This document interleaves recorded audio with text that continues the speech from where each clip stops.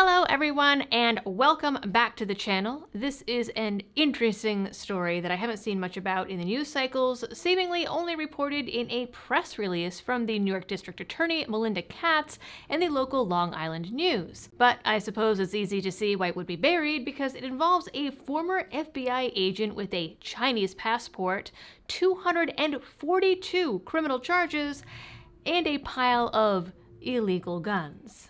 53-year-old Scott Chiang is an EMT, head of the Regional Emergency Medical Services Council of New York, and a former FBI agent. He does not have a license to possess or own firearms in New York City, despite working for their field division for nearly 2 years in 2004 and 2005. He worked for the FBI for a total of 3 years, though before that he did chemical engineering, project management, and marketing. Afterwards, he did security for the Olympics, was a managing director for a company partnering with China before switching over to the health field in 2012.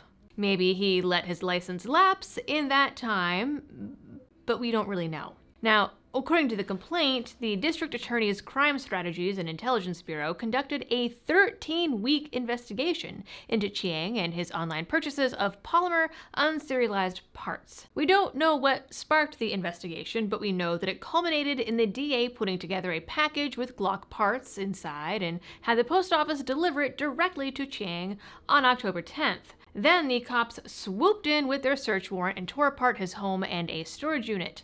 As a result, he faces up to 25 years in prison for first, second, third, and fourth degree criminal possession of a weapon, third degree criminal sale of a firearm, criminal possession of a firearm, make, transport, dispose, deface weapons and dangerous instruments, unlawful possession of a pistol or revolver ammunition, and lack of a certificate of registration, and endangering the welfare of a child.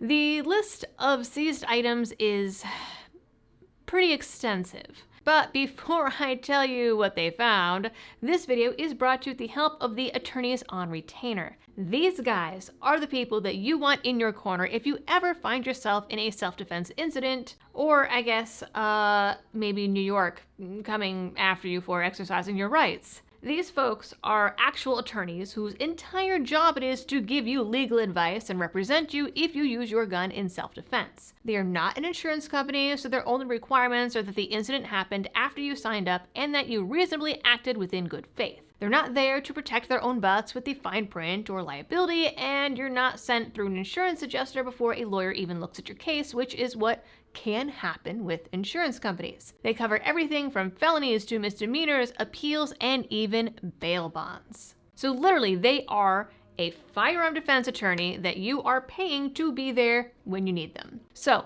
switch over from your existing self-defense coverage today by heading on over to my link down in the description and using code LibertyDoll to get $50 off your individual sign up. So the list of seized firearms includes 5 Glocks the state is calling ghost guns, a SIG P226, an MP5 assault weapon, a Remington hunting rifle, 8 unserialized lowers including a couple from Polymer 80, 19 high-capacity mags, a Glock upper, 2 suppressors, 1,000 rounds of ammo, which honestly isn't that much, a jig kit, and some gunsmithing tools on top of the US and Chinese passports. Those were just the items at his house. At the storage unit, they also seized another 4 so-called assault weapons, fully loaded, most of them AR style, a 5th that was also unserialized, 2 more ghost gun Glocks, 3 12-gauge shotguns, 10 more unserialized lowers, all AR style, a 3rd suppressor, another 127 standard capacity mags, which is honestly pretty impressive. Another 900 rounds of ammo, which again isn't much considering how many guns and mags this guy had, and a receipt for an upper sent to Chiang's P.O. box. Every gun, both in the storage unit and at home, were loaded, which adds the extra no-no points to the case. Basically, everything in his possession was illegal in New York, or otherwise illegal for him to own in New York without the required permission slip from the Crown, but would have been legal elsewhere minus the NFA items. I have mixed feelings here. On the one hand, Chiang's lawyer says Mr. Chiang is yet another law-abiding citizen caught up in the unending web of New York's unclear, confusing, and unconstitutional firearms regulations. Unquestionably, Mr. Chiang is a former FBI agent, paramedic, and executive director of a not-for-profit with no prior criminal history. The allegations against Mr. Chiang are simply that he possessed items which, while illegal in New York, are legal in the overwhelming majority of states. The undisputed evidence is that Mr. Chiang was a hobbyist who never used any weapons in any dangerous or illegal way. Obviously, I'm inclined to agree. Again, minus the NFA violations for the suppressors, all of these things would be legal in a free state. But his position as a former Fed boy also makes me say that he should have been well aware of the laws and likely would have earned him a license if he'd applied. We also don't know how he lost his license because he would have had one at some point if he was working with the New York FBI. I wonder if he lost it, though he had no criminal history that we know of, or if he really is a staunch Second Amendment supporter, or if he just assumed that being a former government insider would put him above the law. So many government employees and politicians seem to think that way that it would be almost out of the ordinary if he didn't. And also, I won't lie, this is my own bias, but I'm also suspicious of the Chinese passport. It could be completely innocent. It might not. We've also heard a lot of stories of officials, especially in New York, having connections to the CCP and Chinese spies. But then if that was the case, would they really be investigating him or putting him in their pocket as one of their own? I don't know. Katz said in a statement, individuals who choose to stockpile lethal, illegal firearms in Queens need to think again. Ghost guns cause unspeakable tragedy, and my office will continue to meticulously go after illegal firearms and those who manufacture and use them. Thanks to the work of my Crime Strategies and Intelligence Bureau, the seized weapons allegedly purchased and assembled by the defendant, including 6 assault weapons, will not be used to cause damage and heartbreak in our communities. He wasn't even given bail and is scheduled for a court appearance on October 31st. In the meantime, he's been placed on leave from the EMS Council. Katz used this as an opportunity to report that her offices have seized 151 so-called ghost guns in the borough this year, more than any other part of New York, but it's also pretty easy to find ghost guns when guns are mostly illegal in the area and the city makes it purposefully difficult, almost impossible, to be a gun owner the legal way. Remember when we talked about Dexter Taylor and they ran the stats and you have a 4% chance of getting a gun license in New York.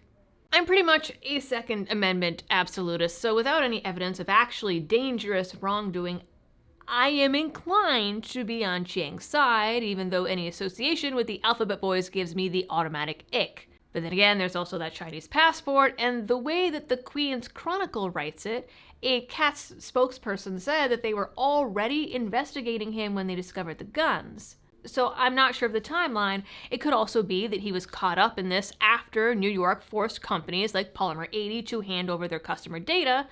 They found him on the list, and that's what kicked the whole thing off. There's also another component here in that one of the groups involved in the investigation was a financial crimes unit. You might notice the El Dorado Task Force banner in that photo. The DHS website says that it's a task force involved in transnational criminal organizations and money laundering. So either they're getting involved in petty state firearms crimes, or I think there's more to this story than what we're being told. I mean, even if it was something as simple as that the suppressors were those, oil filters that people get off Chinese Instagram ads, I feel like they would have said that in the press release. So I'll be curious to see if his former employment is used in his defense as a way to lower the sentence or get out of the charges. I'll also be curious if we ever get any more information on this case beyond whether or not he's found guilty and what his sentence is. I'll be looking out for it and following it and bring you any updates if they do come up. In the meantime, you guys know the drill for all of the algorithm things. I would love to hear down in the comments your thoughts on this case and which way you're leaning. And as always, thank you for tuning in. Stay safe out there, ladies and gentlemen, and happy shooting.